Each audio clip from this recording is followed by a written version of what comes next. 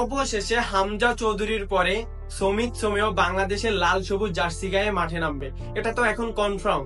আর এই নিউজটা কনফার্ম করছে আমাদের বাফুফের vice president Fahad Karim. Canada's top player, ex-national team player, Shomit Som has confirmed that inshallah উনি বাংলাদেশের লাল সবুজ জার্সি পরে খেলতে চান। এই বিষয়ে তুমি যদি কাউকে সবচেয়ে বেশি ধন্যবাদ জানাইতে চাও সেটা হচ্ছে ফাহাদ করিম এবং বাংলাদেশ ফুটবলের মিডিয়া ম্যানেজার আমিত হাসানকে। ভাই এই দুইজনের চেষ্টাই কিন্তু সমিত সোমে এখন বাংলাদেশ ফুটবল টিমে খেলার জন্য এগ্রি করছে বা রাজি হয়েছে। আর এই যে সমিত সোমে বাংলাদেশ ফুটবল টিমে খেলার জন্য রাজি হয়েছে, তখন কিন্তু বাফুফেকে তিনি 2টা বা 3টা কোশ্চেন রাখছিল, যেখানে ফার্স্ট কোশ্চেনটা ছিল তোমাদের ট্রেনিং সেশনটা কোথায় হয়, কিভাবে হয়, কি রকম হয়, যেখানে আমাদের বাফুফে একটা পজিটিভ অ্যান্সার দিছে। আর তারপরে সমিত সোমের কোশ্চেন ছিল যে আমার পাসপোর্টটা তোমরা কত দ্রুত দিতে পারবা। তখন বাংলাদেশ ফুটবল ফেডারেশন থেকে জানানো হয়েছে তুমি যদি রাজি হও তাহলে আমরা যত দ্রুত সম্ভব তোমার পাসপোর্টটা রেডি করব, কারণ আমরা চাই সিঙ্গাপুরের ম্যাচের আগেই তোমার পাসপোর্টটা রেডি হোক এবং তুমি সিঙ্গাপুরের ম্যাচে বাংলাদেশের লাল সবুজ জার্সিতে মাঠে নামো।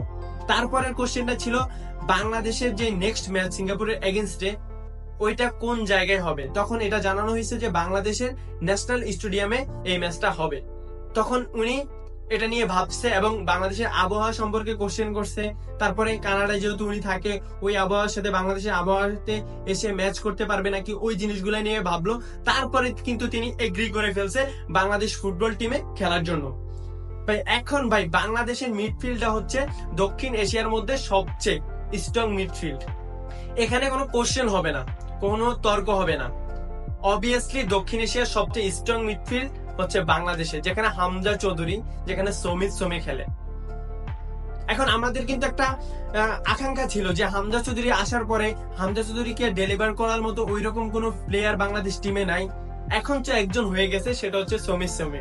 এখন আমাদের নেক্সট টার্গেট হয়তো হইতে পারে কাবান সুলেমান, কোয়েন সুলেমান, রোহান সুলেমান বা আরো অনেক বেশি বিদেশি ফুটবলার আছে যারা এক্সাইটেড বাংলাদেশ টিমে খেলার জন্য হামজা চৌধুরীকে দেখার পর থেকে। আর এই পর্যায়ে আমি অবশ্যই সবচেয়ে বেশি ধন্যবাদ দিব হামজা চৌধুরীকে এবং হামজা চৌধুরীর বাবাকে। আর আরেকটা কথা বলবো, হয়তো এত আনন্দের মাঝে আমরা কিন্তু একজনের কথা ভুলে যাইতেছি, সেটা হচ্ছে ফামিদুলের কথা ভুলে গেলে চলবে না, কারণ ফামিদুলকে আমাদের বাংলাদেশ টিমে খুব বেশি প্রয়োজন, যেটা আমরা ইন্ডিয়ার এগেনস্টে খুব ভালোভাবে টের পাইছি। তো যখন আমাদের আওয়াজ তোলা প্রয়োজন বাংলাদেশ ফুটবল ফেডারেশনের সিন্ডিকেটের বিরুদ্ধে, তখন আমরা আওয়াজ তুলবো। আর যখন বাংলাদেশ ফুটবল ফেডারেশনের তারিফ করা প্রয়োজন, তখন আমরা তারিফ করব। আর সর্বশেষ একটা কথাই বলবো, সবাই ভালো থাকবেন, সুস্থ থাকবেন, আফ্রিদি জুনিয়রের সাথে থাকবেন। আসসালামু আলাইকুম।